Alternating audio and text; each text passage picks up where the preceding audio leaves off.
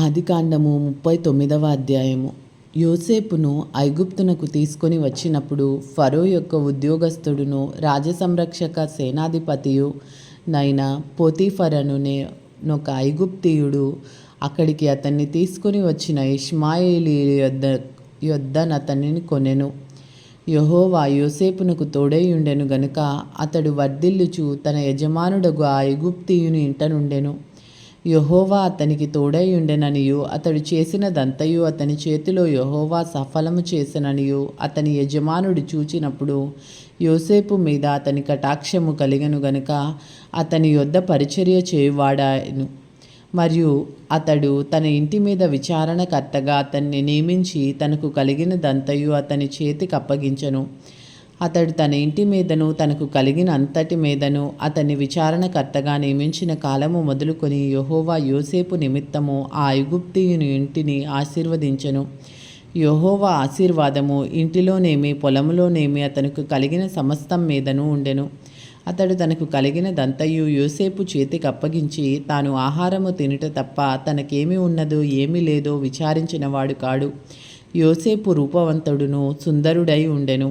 అటు తర్వాత అతని యజమానుని భార్య యోసేపు మీద కన్ను వేసి తనతో శయనించమని చెప్పెను. అయితే అతడు ఒప్పక, నా యజమానుడు తనకు కలిగినదంతయు నా చేతికి అప్పగించెను గదా, నా వశమున తన ఇంటిలో ఏమి ఉన్నదో అతడెరుగడు. ఈ ఇంటిలో నాకంటే పైవాడు ఎవడునూ లేడు. నీవు అతని భార్యవైనందున నిన్ను తప్ప మరి దేనిని నాకు అప్పగింపక ఉండలేదు. కాబట్టి నేనెట్లు ఇంత ఘోరమైన దుష్కార్యము చేసి దేవునికి విరోధముగా పాపము కట్టుకొందునని తన యజమానుని భార్యతో అనెను. దినదినము ఆమె యోసేపుతో మాట్లాడుచుండెను గాని అతడు ఆమెతో శయనించుటకైనను ఆమెతో నుండుటకైనను ఆమె మాట విన్నవాడు కాదు. అట్లుండగా ఒకనాడు అతడు తన పని మీద ఇంటి లోపలికి వెళ్ళినప్పుడు ఇంటి మనుషులలో ఎవరునూ అక్కడ లేరు. అప్పుడు ఆమె అతని వస్త్రం పట్టుకొని తనతో శయనింపుమని చెప్పగా అతడు తన వస్త్రమును ఆమె చేతిలో విడిచిపెట్టి తప్పించుకొని బయటికి పారిపోయెను. అతడు తన వస్త్రమును ఆమె చేతిలో విడిచి తప్పించుకొని పోవుట ఆమె చూచినప్పుడు తన ఇంటి మనుషులను పిలిచి, చూడిడి, అతడు మనలను ఎగతాళి చేయుటకు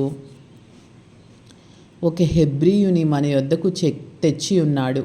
నాతో శయనింపవలనని వీడు నా యొద్దకు రాగా నేను పెద్ద కేక వేసి తిని, నేను బిగ్గరగా కేక వేయుట వాడు విని నా దగ్గర తన వస్త్రమును విడిచిపెట్టి తప్పించుకొని బయటకి పారిపోయినని వారితో చెప్పి అతని యజమానుడు ఇంటికి వచ్చే వరకు అతని వస్త్రము తన దగ్గర ఉంచుకొనెను. అప్పుడు ఆమె తన భర్తతో ఈ మాటల చొప్పున చెప్పెను, నీవు మన యొద్దకు తెచ్చిన ఆ హెబ్రీ దాసుడు నన్ను ఎగతాళి చేయుటకు నా యొద్దకు వచ్చెను. నేను బిగ్గరగా కేక వేసినప్పుడు వాడు తన వస్త్రము నా దగ్గర విడిచిపెట్టి తప్పించుకొని బయటికి పారిపోయిననెను. కాబట్టి అతని యజమానుడు, ఇట్లు నీ దాసుడు నన్ను చేసెనని తన భార్య తనతో చెప్పిన మాటలు విన్నప్పుడు కోపముతో మండిపడి అతనిని పట్టుకొని రాజు ఖైదీలు బంధింపబడి చెరసాలలో వేయించెను. అతడక్కడ చెరసాలలో ఉండెను. అయితే యెహోవా యోసేపునకు తోడై ఉండి అతని యందు కనికరపడి అతని మీద ఆ చెరసాల యొక్క అధిపతికి కటాక్షము కలుగునట్లు చేసెను. చెరసాల అధిపతి ఆ చెరసాలలోనున్న ఖైదీలనందరినీ యోసేపు చేతికి అప్పగించెను. వారక్కడ ఏమి చేసిరో అదంతయు అతడే చేయించువాడు. యెహోవా అతనికి తోడై ఉండెను గనుక ఆ చెరసాల అధిపతి అతని చేతికి అప్పగింపబడిన దేన్ని గూర్చి విచారణ చేయక ఉండెను. అతడి చేయనది యావత్తు యెహోవా సఫలమగునట్లు చేసెను. ఇది ఏలిన వారి వాక్కు. సర్వేశ్వరునికి వందనములు. హల్లెలూయా.